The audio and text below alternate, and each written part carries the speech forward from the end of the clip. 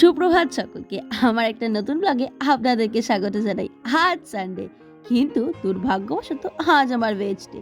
তাহলে চলুন দেখে নিই আমি ভেজ ডেতে কী খাই।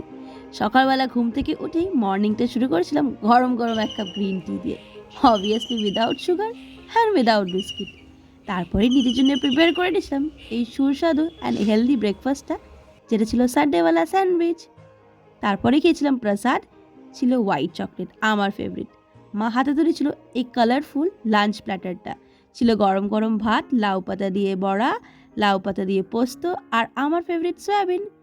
খেয়ে দিয়ে ভাত ঘুম লাগাতেই ঘুম থেকে উঠে খেয়ে নিয়েছিলাম মাদার ডেয়ারির এই ক্লাসিক দইটা। একটু ঘুরতে যাওয়াতে খেয়েছিলাম হোয়াইট সস পাস্তা।